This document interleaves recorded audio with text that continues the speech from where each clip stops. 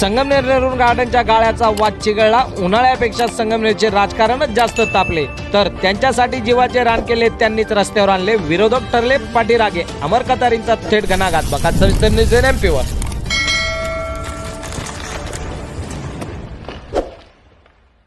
नमस्कार, जय भारत, जय संविधान। News MP मध्ये आपले सर्वांचे पुन्हा एकदा स्वागत। तर प्रेक्षकांनो, सध्या संपूर्ण राज्यात कडक उन्हाळा जाणवत असला तरी या उन्हाळ्याच्या पाऱ्यापेक्षा संगमनेरचे राजकीय वातावरण सध्या वेगळ्याच वादाने प्रचंड तापले आहे।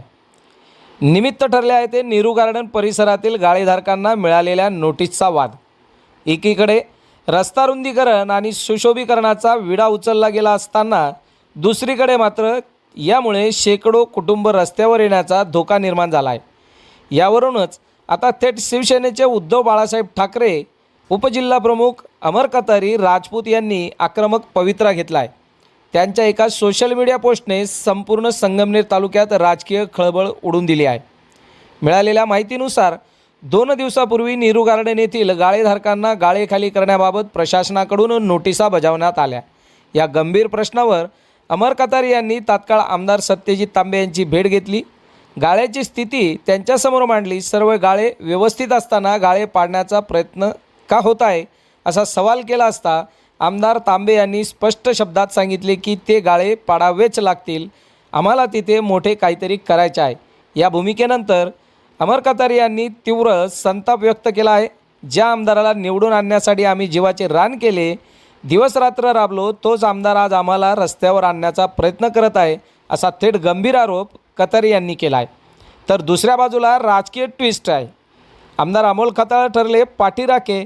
या संपूर्ण प्रकरणात खरा राजकीय ट्विस्ट तेव्हा आला जेव्हा अमर कतारी यांनी संजय गांधी नगर येथील नागरिकांच्या विविध समस्यासाठी आमदार अमोल खताळ यांची भेट घेतली। आणि मग काय घडलं आणि आणखी काय घडणार बघा अमर कतारी यांची एक मुलाखत। न्यूज एनएमपीवर प्रतिनिधी रफिक सौदागरसह शौकत पठाण, संगमनेर। नमस्कार।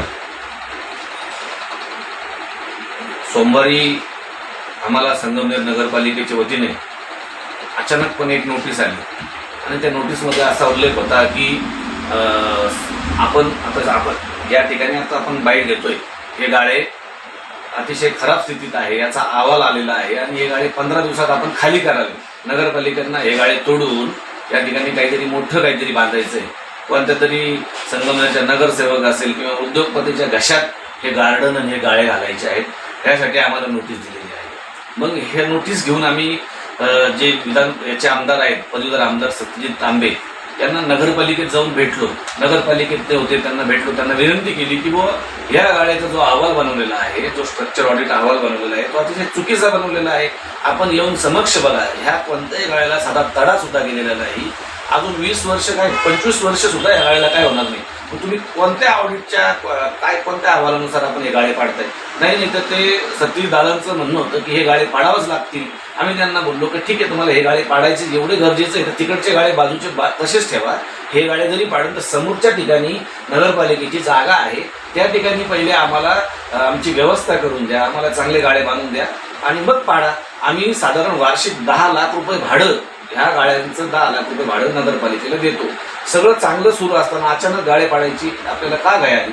त्यांनी सांगितलं बाकीचं आम्हाला काही सांगू नका, तुम्ही तुमची व्यवस्था बघून घ्या, हे गाळे आम्हाला पाडावंच लागतील। हे लोकशाही आहे का हुकुमशाहीच आहे? तर ह्याच गोष्टीचं मला एक म्हणजे विचार पडलेला आहे की संगमनेरमध्ये हे अकोला रोड जो आहे ना, अकोला रोड, हे गाळे जवळजवळ 40 वर्षापासूनचे गाळे आहेत, 35-40 वर्ष झाले।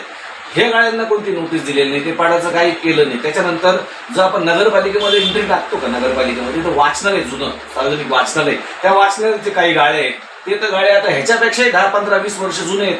त्यांना तुम्ही नोटीस काढली नाही, पाडाचं ऑडिट केलं नाही किंवा पाडा म्हणून सांगितलं नाही। त्याचप्रमाणे स्वातंत्र्य चौकातलं मंगल कार्यालय आहे, हे मंगल कार्यालय इतकं जुनं आहे, त्या मंगल कार्यालयामध्ये खाली 4, 5, 6 गाळे आहेत, ते पाडायचं तुम्ही ऑडिट केलं नाही। कारण की त्या ठिकाणी जागा कमी आहे, त्या ठिकाणी कोणताही उद्योगपती येऊन ह्या ठिकाणी तुम्हाला पैसे भेटतील यासाठी प्रयत्न करत नाही। ह्या गाळ्यांमध्ये गार्डनची जागा आहे, झाडांची कत्तल करायची, काहीतरी तुम्हाला मोठं कमवायचं असेल, या दृष्टीनं नगरपालिकेचे जे अधिकारी लोक आहेत त्यांनी हे सगळं कृत्य केलेलं आहे। हे कृत्य अतिशय अन्यायकारक आहे। आम्ही ह्याच्या विरोधात बाळासाहेब थोरात साहेबांना भेटलो, त्यांना विनंती केली, थोरात साहेबांनी अतिशय प्रामाणिकपणे सांगितलं की ह्याविषयी मला कोणतीही माहिती नाही, मी 100% हे प्रकरण आहे हे शांत करण्याचा प्रयत्न करतो. त्यानंतर ह्याच प्रकरणासाठी आम्ही सध्याचे जे विद्यमान आमदार आहेत अमोल खताळ पाटील यांना जाऊन भेटलो. त्यांनी स्वतःहून सांगितलं तर हे गाळे पाडण्याची कोणतीही गरज नाही. लोकांना आमदार किंवा लोकप्रतिनिधी असतो, लोकांचा व्यवसाय वाढवण्यासाठी प्रयत्न करतो, लोकांचा व्यवसाय जी वृद्धी होती त्यासाठी प्रयत्न करतो की लोकांना रस्त्यावर आणण्यासाठी. त्यांनी स्पष्टपणे सांगितलं की या प्रकरणात पालकमंत्रीसह आम्ही सर्व टीम तुमच्या सोबत आहोत. कोणत्याही प्रकारे चुकीचा अहवाल जर केला असेल तर त्या अहवालाच्या विरोधात तुम्ही एक पत्र आम्हाला द्या, आम्ही त्याच्यावरती सुद्धा कारवाई करू. आणि आज त्याच निमित्तानं संजय गांधीनगर जो परिसर आहे आमचा, त्या परिसराच्या नागरिकांसाठी आम्ही अमोल खताळ पाटलांना भेटलो आमदारांना. त्यांनी स्वतःहून आम्हाला बोलवलं की 109 लोक संजय गांधीनगर परिसर आणि पलीकडच्या परिसरातील लोकांचे एकूण 50 लोक असे जुन्या 2011चा जो महसूलचा नवीन GR आलाय त्या GR नुसार 158 लोक आपल्या त्या याच्यामध्ये बसतात. त्या लोकांचे तुम्ही अर्ज भरा, अर्जानुसार त्या लोकांचे 7-12 उतारा तुम्ही करून द्या. तुम्ही ज्या ठिकाणी राहतात ते घर तुमच्या नावावर कायमस्वरूपी करण्यासाठी तुम्ही अर्ज भरा. आश्चर्य वाटलं की लोकसभा निवडणूक असेल, विधानसभा निवडणूक असेल, नगरपालिका निवडणूक असेल, आम्ही 100% आमदार अमोल खताळच्या विरोधातच काम केलं. मी महाविकास आघाडी धर्म पाळला आणि आमदार अमोल खताळच्या विरोधातच काम केलं. भविष्यात सुद्धा मी महाविकास आघाडी धर्मच पाळणार आहे. परंतु एवढं असताना सुद्धा आमदार अमोल खताळांनी आम्हाला सन्मानाची वागणूक दिली. राजकारणाच्या ठिकाणी, परंतु मी कोणत्याही नागरिकांना किंवा झोपडपट्टी धारक असेल, गरीब व्यक्ती असेल याला रस्त्यावर आणणार नाही. तुमच्यासाठी मी प्रामाणिक प्रयत्न करत आहे. मताच्या वेळेस तुम्हाला वाटलं तर तुम्ही कोणालाही मतदान करा, परंतु हे काम तुमच्या हक्काचं आहे. तुम्ही 50-100 वर्षापासून या ठिकाणी राहतात. तुम्ही ही जी स्कीम आलेली आहे ह्या स्कीमचा फायदा घ्या. बरं वाटलं. 2 लोकप्रतिनिधीमधला फरक जाणवला. एक फरक सगळ्यात मोठा सत्यजितदादा तांबे की ज्याच्यासाठी आम्ही राबलो तो आम्हाला रस्त्यावर आणतोय. आणि जे लोक रस्त्यावर आहे ज्यांच्या विरोधात तुम्ही काम केलं, आज तो आमदार तुम्हाला मदतीसाठी मदत करतोय. भविष्यात काही गोष्टीचा विचार करण्याची वेळ आलेली आहे असंच वाटायला लागलं.